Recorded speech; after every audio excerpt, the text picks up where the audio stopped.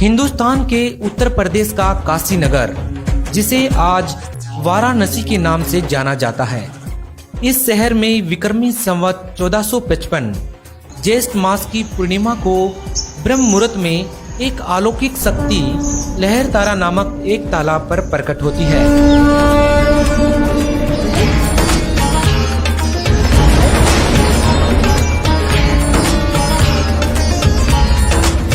जिसको ऋषि अष्टानंद जी नाम के एक ब्राह्मण अपनी आंखों से देखते हैं, जो कि प्रसिद्ध वैष्णव संत स्वामी रामानंद जी के शिष्य थे। कलयुग में पहली बार ऐसा हुआ कि जब कोई शक्ति बगैर किसी माता के गर्भ के इस संसार में प्रकट हुई। जी हाँ, वह शक्ति कोई और नहीं स्वयं कबीर साहिब जी हैं, जिनके बारे में हिंदुस्तान में लाखों लोगों के अलग अलग मत हो सकते हैं, लेकिन सच्चाई क्या है इसे जानने के लिए हमारी टीम ने काशी शहर का दौरा किया और जो तथ्य निकलकर सामने आए वो आपको हैरान कर देंगे। हम आपको इस वीडियो में विस्तार से बताएंगे कि जिस कबीर को एक कवि के तौर पर, एक संत के तौर पर या एक भगत के तौर पर जानते हैं, वह सही मायनों में पूर्ण परमात्मा है। जी हाँ, इस बात का दावा केवल हमारी टीम ही नहीं बल्कि सभी धर्मों के सत ग्रंथ भी करते हैं, जो हमारे घरों में पूजनीय हैं, आदरणीय हैं। चाहे हिंदू धर्म की पवित्र वेद हो या मुसलमान धर्म की पवित्र कुरान, ईसाई धर्म की पवित्र बाइबल हो या सिख धर्म का पवित्र गुरु ग्रंथ साहिब। इसके अलावा हिंदुस्तान के नामी संत महात्माओं ने भी कबीर साहिब जी के बारे में अपनी अपनी वाणियों में विस्तार से बताया है। आज हम आपको काशी शहर का दौरा करवाएंगे और वहां के लोगों से भी रूबरू करवाएंगे। तो देखिए काशी शहर के लोगों का कबीर साहिब जी के बारे में क्या कहना है। सर, कुछ लोगों का मानना है कि कबीर साहिब जी का जन्म विधवा ब्राह्मणी से हुआ है। इस बारे में आप क्या कहेंगे? हम लोग बीजक जो पढ़ते हैं तो एक तालाब दिखाया गया कि इसी तालाब में उनकी पैदाइश हुआ और वहाँ से नीरू और नीमा लेके इसी मठ में उनको लालन पालन किए, ज्ञान लिए कबीर चौरा से। सर, जो बच्चों का पाठ्यक्रम है उसमें जो कबीर जी का जीवन परिचय आता है उसमें लिखा हुआ है कि कबीर जी का जन्म विधवा ब्राह्मणी से हुआ है। इस बात में कितनी सच्चाई है? आपसे पहले ही कह चुके हैं कि लोग लिख देते हैं कि दंती है कि विधवा ब्राह्मणी के घर में, लेकिन किसी ने तो देखा नहीं था। यहाँ तो इतिहास तो सब लिख दिए है, लेकिन हम लोग मानने के लिए इसको तैयार नहीं है। लोगों का मानना है कि कबीर जी का जो जन्म हुआ एक विधवा ब्राह्मणी के गर्भ से हुआ। इस बात में कितनी सच्चाई है? अब ये तो नहीं, फूलों में हम बताते रहे, फूलों में पैदा हुए, फूलों में समाप्त हो गए। तो यहाँ पर कबीर साहब का प्राकट्य स्थल है और यहीं पर वो आकर उनके माता पिता लाकर यहीं रहते थे।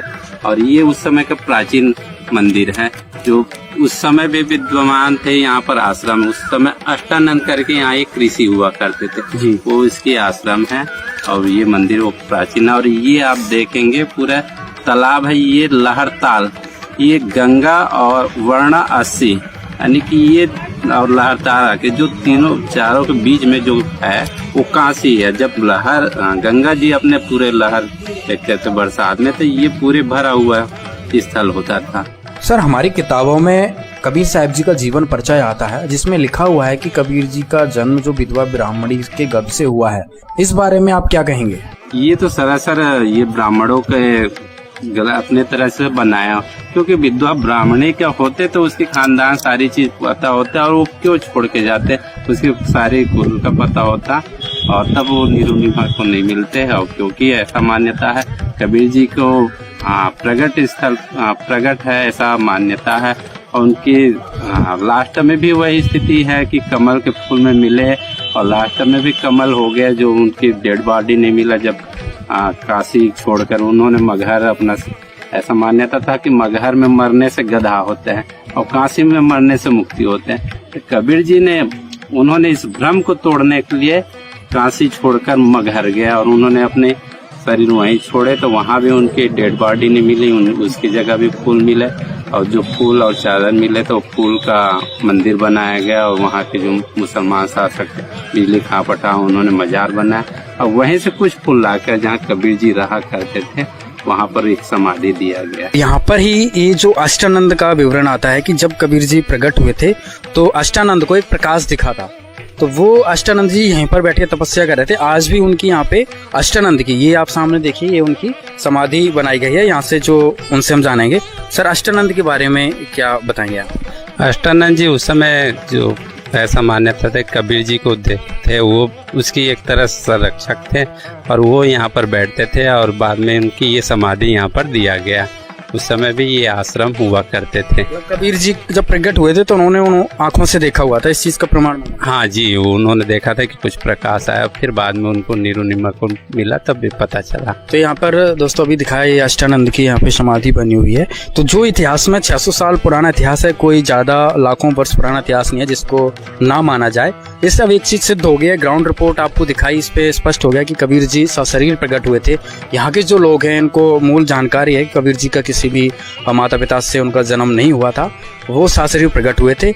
तालाब से किनारे से यहाँ पे नीरू नीमा लेके आए थे। उनकी यादगार में यहाँ पे वीर सिंह बघेल ने ये यादगार बनाई और इसी स्थान पर यहाँ पर अष्टानंद, जब कबीर जी का प्रकट हुआ, जब आसमान से प्रकाश का गोला एक आया तो अष्टानंद ने देखा था, तो यहाँ पे अष्टानंद की एक समाधि बनी हुई है। काशी नगर का दौरा करने के बाद हमारी टीम उस स्थान पर पहुंचती है जिसे मगहर के नाम से जाना जाता है। उत्तर प्रदेश में स्थित मगहर स्थान इस बात का साक्षी है कि कबीर साहब जी सह शरीर सतलोक वापस चले गए। उनके शरीर के स्थान पर सुगंधित फूल ही मिले। यह अपने आप में सबसे महत्वपूर्ण बात है कि कबीर साहब जी सह शरीर सतलोक गए। यह केवल पूर्ण परमात्मा की लीलाओं में शामिल है। जी हाँ, केवल पूर्ण परमात्मा ही सह शरीर पृथ्वी पर आते हैं और सह शरीर अपने निज लोक सतलोक वापस चले जाते हैं। जो आप देख रहे हैं यह वह यादगार है जो उस समय के तत्कालीन राजा वीर सिंह बघेल और बिजली खान पठान, इन दोनों राजाओं ने कबीर साहब जी के शरीर के स्थान पर जो सुगंधित फूल मिले उनको आधा आधा बांटकर यहाँ पर यादगार के तौर पर यह 2 इमारतें बनवाईं, जिन्हें आप देख रहे हैं।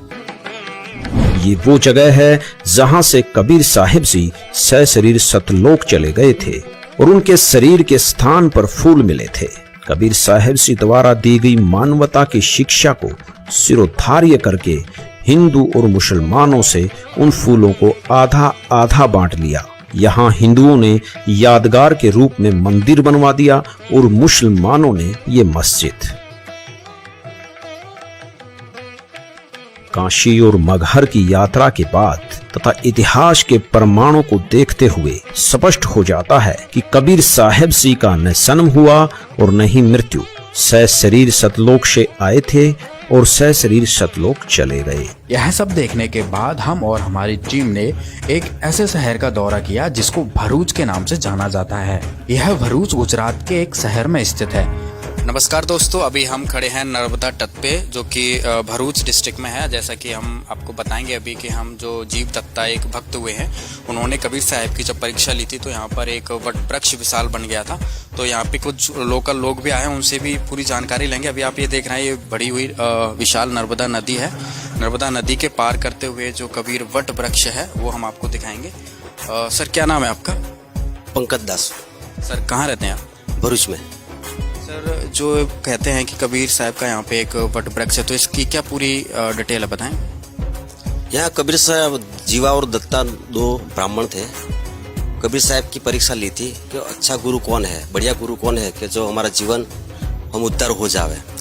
इसलिए परीक्षा में कबीर साहब को सब गुरुओं की सेवा की, फिर भी नहीं मिला और निहत्था हो गए कि इस जीवन का क्या मतलब है। और बाद में परमात्मा को पता चला कि जीवा और दत्ता को नाम के कोई 2 शिष्य है, उसको गुरु की आवश्यकता है। इसलिए कबीर साहब खुद आए और गुरु और जीवा और दत्ता दोनों ने कबीर साहब को सेवा की। और बाद में जो वट सूखी डाली थी उसके चरण रद्द धोने से हरी हो गई।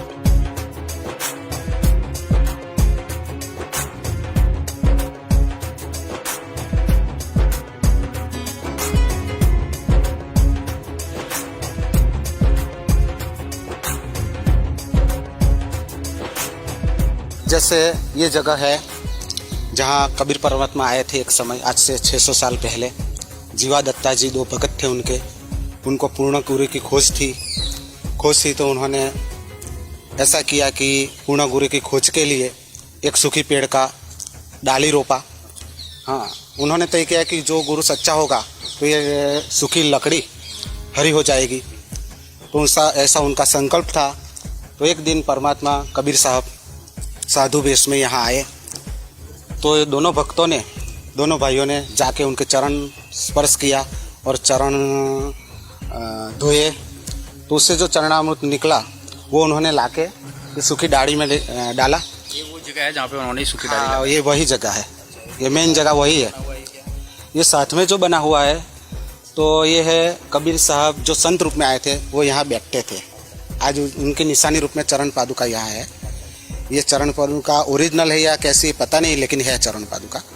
यहाँ पर हमने वास्तव में वो देखा जो कबीर साहब जी की लीलाओं में पढ़ा था कि जीव दत्ता नाम के दो ऐसे भाई जिन्होंने सच्चे संत की परीक्षा लेने के लिए एक सूखी टहनी को अपने आंगन में लगाया और हिंदुस्तान के जितने भी संत, पीर, धर्मगुरु, महामंडलेश्वर थे सभी का चरणामृत लेकर उस सूखी टहनी की तली में डालने लगे। उनका मानना था कि जिस भी संत के चरणामृत से यह सूखी डाली हरी हो जाएगी तो वे मान लेंगे कि वह पूर्ण संत है। लेकिन तमाम शंकराचार्यों, धर्मगुरुओं, मंडलेश्वरों, तमाम संतों के चरणामृत डालने के बाद भी जब टहनी हरी नहीं हुई तब वह निराश हो जाते हैं। उसके बाद जब वो दोनों भाई अपने घर में बैठे होते हैं तब कबीर साहब जी वहाँ घर की गली में प्रकट होते हैं। कबीर साहब जी को संत रूप में देखकर दोनों भाइयों का उत्साह बढ़ जाता है और कबीर साहब जी को अपने घर पर बुलाते हैं, उनका चरणामृत लेते हैं जिसे उस सूखी टहनी की तली में डालते हैं। तो देखते ही देखते सूखी टहनी हरी हो जाती है और उस पर छोटे छोटे पत्ते निकल आते हैं। वह वृक्ष आज भी विद्यमान है और जो आप सामने देख रहे हैं यह वही वृक्ष है जो 12 एकड़ से भी ज्यादा जगह में फैला हुआ है। यह वृक्ष हिंदुस्तान ही नहीं बल्कि पूरी दुनिया में एकमात्र ऐसा वृक्ष है जो इतनी लंबाई और क्षेत्र में फैला हुआ है और आज भी ज्यों की त्यों उस स्थान पर है। ऐसी लीलाओं को देखने के बाद यह विश्वास हो जाना लाजमी है कि कबीर साहब जी ही पूर्ण परमात्मा हैं। इस तरह हिंदुस्तान में बहुत सारी ऐसी यादगारें हैं जिनको कबीर साहब जी की लीलाओं के तौर पर देखा जाता है। ऋग्वेद मंडल नंबर 9 और सूक्त नंबर 82, सूक्त नंबर 82 का अब हम नीचे आते हैं। मंत्र नंबर 1, सर्वोत्पादक प्रभु यानी सबकी उत्पत्ति करने वाला भगवान, प्रकाश रूप, तेजो में रूप वाला, उसका तेजो में शरीर है, सद्गुणों की वृष्टि करने वाला, पापों का नाश करने वाला, पापों को के हरण करने वाला, वह राजीव राजा के समान। ये राजीव राजा के, ये 269 पृष्ठ पर, ये 270 पर पढ़ाएंगे आपको, के समान दर्शनीय है। देखने जोगा दर्शनीय माने साकार, और वह है पृथ्वी आदि लोक लोकांतरों के चारों ओर शब्दमान हो रहा है। वह वर्णीय पुरुष को जो दृढ़ भक्त है उसको पवित्र करता हुआ उसको प्राप्त होता है, मिलता है। जिस प्रकार विद्युत आकाशीय बिजली स्नेह वाले स्थानों को आधार बना के प्राप्त होता है। अच्छा, यहाँ देखना उसका उद्देश्य क्या है। ऋग्वेद मंडल नंबर 9 सूक्त नंबर 82 पर आगे हम पहला मंत्र पढ़ दिया, दूसरा और पढ़ाते हैं। हे परमात्मन, उपदेश करने की इच्छा से यानी ज्ञान देना आते हो, तत्व ज्ञान की इच्छा से आप महापुरुषों को प्राप्त होते हो और आप अत्यंत गतिशील पदार्थ के समान यानी बहुत तेज चलने वाले पदार्थ के समान हमारे आध्यात्मिक यज्ञ को प्राप्त होते हैं। आप कबीर देव हैं, आप कबीर देव हैं। जैसे ये देखिएगा 9 के 20 में कबीर देव लिखा स्पष्ट। ये देखिए ऋग्वेद मंडल नंबर 9 और सूक्त 20 का मंत्र 1, यहाँ स्पष्ट लिखा कबीर देव है, कबीर देव है, कबीर देव। जैसे यजुर्वेद ऐसे ही कबीर देव है, कबीर ऊपर है, देव है, कबीर परमेश्वर। वह कबीर, ये लिखना था, वह कबीर परमेश्वर है, वह कबीर परमेश्वर है। इतना इसका कवि का अर्थ मेधावी लिख दिया। कवि का अर्थ कहते कवि लिख दो, काव्यकार। मेधावी और सर्वज्ञ लिखने का अर्थ इसका अनर्थ कर रहे हैं। यहाँ लिखना था वो कबीर देव है कौन, सबका रक्षक है। विद्वानों की तृप्ति के लिए ज्ञान को देता है, बता, सहनशील है और संपूर्ण दुष्टों को संग्राम में तिरस्कृत करता है, यानी तत्व ज्ञान रूपी संग्राम में सबको हरा देता है। हम फिर आते हैं ऋग्वेद मंडल नंबर 9 के सूक्त नंबर 82 के मंत्र नंबर 2 पे। हे परमात्मन, उपदेश करने की इच्छा से आप महापुरुषों को प्राप्त होते हो और आप अत्यंत गतिशील पदार्थ के समान हमारे आध्यात्मिक यज्ञ को प्राप्त होते हैं। आप कबीर देव हैं, आप कबीर साहब हैं, शुद्ध स्वरूप हैं। हमारे पापों को दूर करके हे अमर परमात्मा, हे सोमन अमर परमात्मा, हे परमेश्वर, आप हमको सुख दें। पुणात्माओं, कबीर साहब कहा करते, नौ मन सूत उड़जिया ऋषि रहे झक मारे, सतगुरु ऐसा सुलझा दे भाई उलझे ना दूजी बार।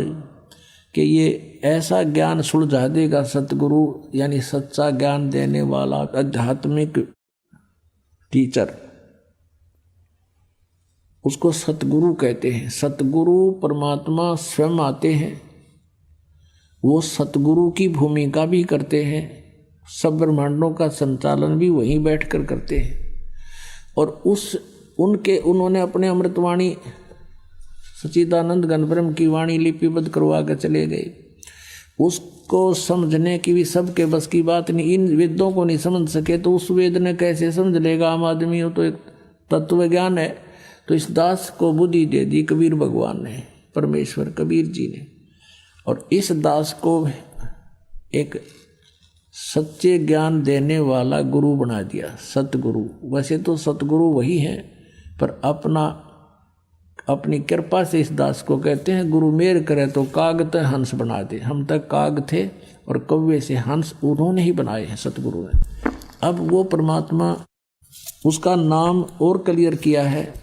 अब देखना, इसी ऋग्वेद जो आर्य प्रतिनिधि सभा के द्वारा ही प्रकाशित है, उसी को हम पढ़ रहे हैं। ये यहाँ से प्रकाशित है, ये आपको पहले भी दिखाया था। बार बार ये दिखाना अनिवार्य है कि देखो भ्रमित ना कर दिया आपने कि वो अपने घर की बना रहा होगा। ऋग्वेद मंडल नंबर 9 सूक्त 96 पा गई बाम 96 पे। पहले 86 82 सूक्त पढ़ा था 9वें मंडल का। अभी 16वें श्लोक में कहा है 96 ऋग्वेद मंडल नंबर 9 सूक्त 96 मंत्र 16 में, गुहम माने गुप्त, रहस्य में, चारु माने श्रेष्ठ, नाम माने नाम। ये तो हम पढ़ सका आराम था। इन्होंने कुछ अपनी हिंदी भी कर रखी है। चारु माने श्रेष्ठ, गुहम माने सर्वोपरि रहस्य यानी सबसे गुप्त, और नाम माने नाम। इन्होंने चाहे कुछ भी अड़ंगा डाल दिया, तुम्हारी संज्ञा है। नाम का संज्ञा के मतलब नाम है, जो तुम्हारा नाम है। अब देखना, हे परमात्मन, सर्वोपरि रहस्य यह लिखना था, जो गुप्त, गुहम माने गुप्त, चारु माने श्रेष्ठ, ये लिखे रहे हैं। नाम माने नाम लिख लेंगे। ये तो उलझाने की चेष्टा की है। जो तुम्हारी संज्ञा है, जो हे परमात्मा, जो आपका रहस्य में गुप्त श्रेष्ठ नाम है, आप उसका ज्ञान कराए। है कोई इसमें उन्होंने के यजुर्वेद पढ़ना है? इब्ता हमने अक्सर आगे इनका यजुर्वेद भी पढ़ लिया। यजुर्वेद को कहा कर दे यजुर्वेद। अब वो हमारे लिए तो उंगलियां पाओगे, ये ज्ञान हमारे को परमात्मा ने पहले दे रखा है। हे परमात्मन, सर्वोपरि रहस्य यानी आपका विशेष रहस्य वाला, यानी गुप्त, जिसको किसी ने ना बेरा, वो श्रेष्ठ, नाम माने नाम, आपका जो नाम है आप उसका ज्ञान कराएं। आप उपासक लोगों से स्तूयमान हैं, स्वाभाविक शक्ति से युक्त हैं, विद्युत के समान ऐश्वर्य के सम्मुख प्राप्त कराइए। हमको प्राणों की विद्या का वेता बनाइए। हे सर्वशक्ति संपन्न परमेश्वर, हमको इंद्रियों के नियमन का ज्ञाता बनाइए। अब यहाँ देखिए, अब 17 में, इसमें 16 में पूछा है आप अपने श्रेष्ठ नाम का हमें ज्ञान कराएं, इतनी सी बात है। 17वें में वो नाम बताया है, क्या लिखा है, शिशुम जगानम हरियंतम मर्दंती शुभंती वहीने मरुतो गणेन कबीर गिरभी कबीर गिरभी कावेना और कबीर संत सोमह पवित्रम अत्यति रेभन, इनके द्वारा हम ये लेते हैं। इन्होंने क्या किया है, इस कबीर का अर्थ ऊपर लगा हुआ है, यूँ यहाँ लगेगा, पढ़ेंगे अलग करेंगे संधि छेद में, तो इन्होंने कर दिया इसका तो कवि कर दिया, गिर भी माने वाणी द्वारा, हम इसको न्योका न्यू लिख दें, वो कबीर वाणी द्वारा, गिर भी माने वाणी द्वारा और कबीर माने कबीर, कबीर वाणी द्वारा। अच्छा, रेभन माने ये देखिए, रेभन सन गर्दता हुआ, और काव्यन कविताओं से, कविताओं माने जैसे लोकोक्तियों के माध्यम से, शब्दों के माध्यम से, दोहों के माध्यम से, चौपाइयों के माध्यम से वो परमात्मा अपना ज्ञान सुनाता है। इन्होंने एक और चतुरता कर दी है, यूँ तो कबीर गिर विकारत ये कर दिया कवि लोग वाणी द्वारा, यह लिखना था कबीर वाणी द्वारा, और इस कबीर का अर्थ नहीं करा, इस कबीर का लिखना था वो कबीर देव है, उसका नाम कबीर देव है। ये देखिएगा, आप पूरा देख सकते हैं, पीछे देखना और पीछे देखो अच्छी तरह। अब इसमें आप संस्कृत देख सकते हैं, ये एक कबीरता इन्होंने लिख दिया यहाँ पर, और इस कबीर का कितना अर्थ नहीं कर रखा। ये संस्कृत शिशुम जज्ञानम हरियंत मर्जंती शुभंती मरुत वहीन गणेन कबीर गिरभी, इस कबीर गिरभी वाला कर दिया, कबीर गिरभी। कावेना, यू कावेना भी लिख दिया, कावेना, और सोम भी लिख दिया, और यू संत भी लिख दिया, सोम, पवित्रम भी लिख दिया, अतेति भी लिख दिया, रेभन भी लिख दिया। यू कवि छोड़ गए कबीर, क्योंकि ये दोबारा लिखते ही क्लियर हो जाता है। यहाँ पर इन्होंने चोर चुराई तोमड़ी गाड्डे पानी में, वह गाड्डे हुआ ऊपर आवा सच्चाई छानी ना।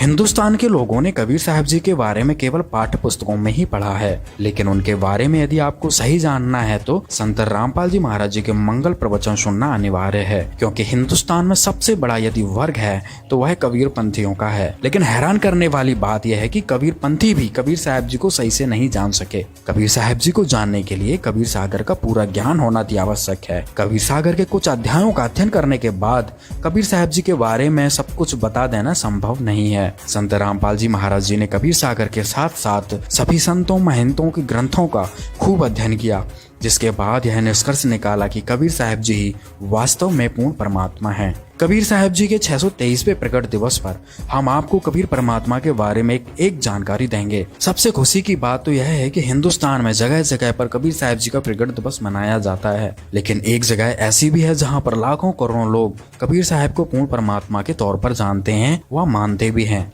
और उनका प्रकट दिवस मनाते हैं। आपको यह नजारा दिखाएंगे कि कैसे संत रामपाल जी महाराज पूरे वर्ल्ड में लाखों करोड़ों लोगों के साथ कबीर साहब जी के प्रकट दिवस को मनाते हैं। किस तरह से कबीर साहब जी का भंडारा लगता है, लाखों करोड़ों लोग इस भंडारे में शिरकत करते हैं। सबसे खास बात यह है कि इस भंडारे में जो लोग शिरकत करते हैं वह किसी प्रकार का नशा नहीं करते। यह अपने आप में एक अद्भुत बात है। इस तरह का नजारा शायद आपको दुनिया में कहीं भी देखने को ना मिले। देश विदेश से लोग यहाँ पर आते हैं। सब तरह से यहाँ पर सुविधाओं का ध्यान रखते हुए बड़े पंडाल पर कबीर साहब जी का एक आसन लगाया जाता है।